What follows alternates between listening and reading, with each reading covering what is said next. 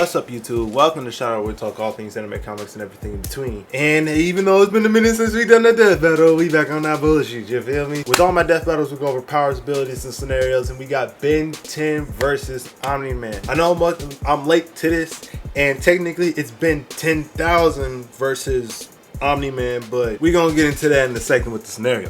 We're gonna start off with Omni-Man because that's a lot easier to go over, and Ben's gonna take a lot more time to explain. So with Omni-Man, he is a Vultramite. What is a Vultramite? Basically a Daxamite. And what's a Daxamite? The cousins of Kryptonians. And what are Kryptonians? Superman. So what does that mean?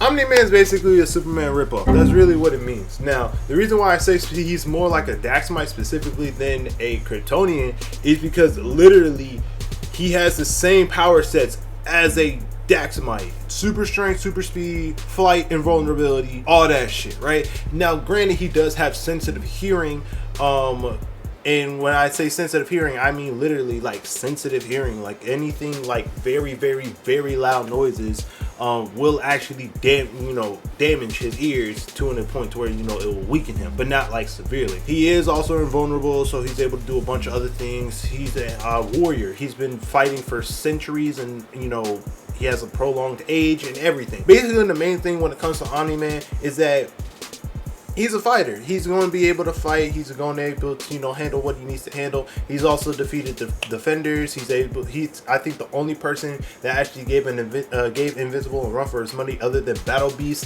That's off the top of my head. There's a lot of things we can go over with Omni-Man, but basically think about him as a Superman ripoff because that's what he is, but he's more like a Daxamite than a Kryptonian. Now, when it comes to Ben, it's a little bit more complicated because we're not just going over Ben, we're going over the Omnitrix. Ben, on one hand, he's actually pretty skilled. He's a plumber, so he knows how to use weapons. He knows how to use some hand-to-hand fighting, but his main bread and butter is the Omnitrix. The Omnitrix has DNA of every alien species in the known universe and galaxies. And I wouldn't really say Omniverse because, well, it's mostly due to aliens in his universe. The one thing I will say is that the Omnitrix does turn Ben into those aliens, but it also gives him the knowledge of knowledge of the alien and the abilities that the alien does have. Plus, I believe that the Omnitrix gives Ben a somewhat of a boost when it comes to his alien powers. The best example is that when he fought Luna, who is a female Tetraman, I think it's Luna or Luma, I can't remember off the top of my head, but when he fought Luma, who is a female Tetraman,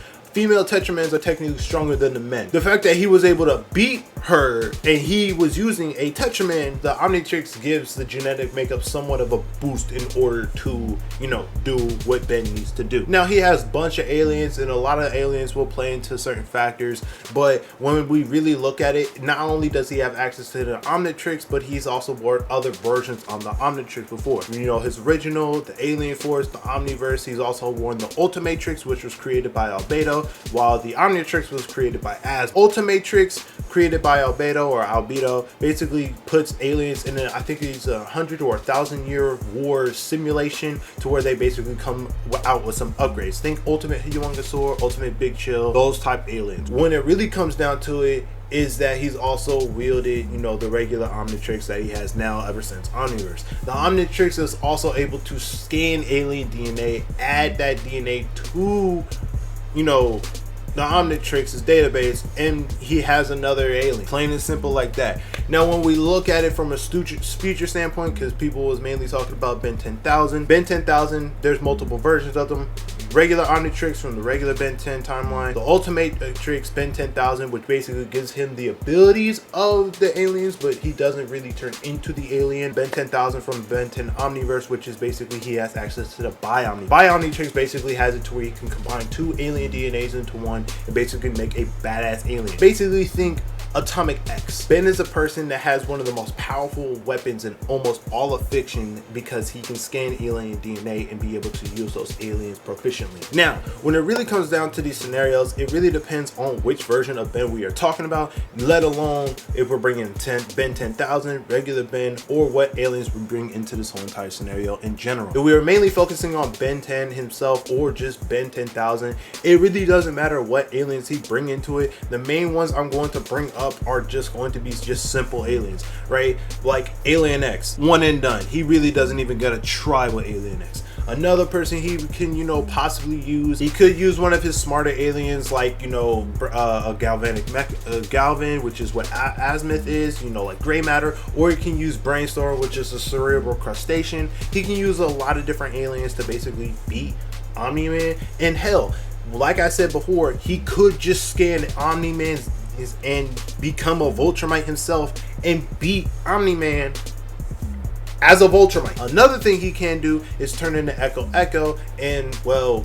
basically make multiple versions of Echo and beat him. He can use Atomics. He can maybe use Way Big. I don't know how well that's going to be able to work, but he can use a bunch of different aliens. But I'm gonna throw one that actually a lot of people are just going to think I'm crazy for, but he could use a Chrono Sapien, Clockworks. The reason why I bring Clockworks into it is because A, Clockwork has Chronokinesis, which is time manipulation, or he can use the Time Ray, which basically would, and if it hits, you know, Omni-Man, he basically gets sent straight to Ash. I'm not saying that's going to be the case for, you know, a lot of these aliens, but like a lot of aliens Ben would use wouldn't really have that much an effect on Omni-Man. The only ones I really focus on, really, you know, Alien X, Way Big, because once Way Big comes out, it really is just kind of GG's at that point. It depends on who he's fighting. You also got, like I said, Echo, mainly because Echo is able to turn into multiple versions of himself, and also, you know, has the Psionic Cry.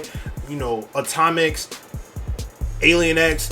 It's a lot of different aliens that Ben can throw into this, and it just be raps, right? Now, granted, when it comes to it, you know, Ben 10,000, Ultimate Ben 10,000, Ben 10,000 in general, it's just a more experienced Ben, so it would just be a lot harder for Omni-Man to win, even if he could win in the first place, because no matter what the situation is, like I said, Alien X, Clockworks, Echo turn into a Viltrumite. It's one of those situations, and he could possibly use a different type of alien that he got, because Ben has thousands upon thousands of aliens that we don't know he has inside that Omnitrix. So let alone, there could be an alien in there that is like the predator of Viltrumites, and he can literally just go ahead and turn into that. Omni-Man gonna be scared shitless, and Omni-Man just gonna get his ass whooped. Now, granted, the centuries of fighting and battle experience that Omni-Man does have would give him an edge when it comes to fighting, but that's not really gonna save him from an ass whooping he's gonna catch by any of these aliens that are listed. Now, that's just my 2 cents. I want to know y'all's in the comments, but hey, I hope you guys enjoy it, and I'll catch you on the next one. I'm out.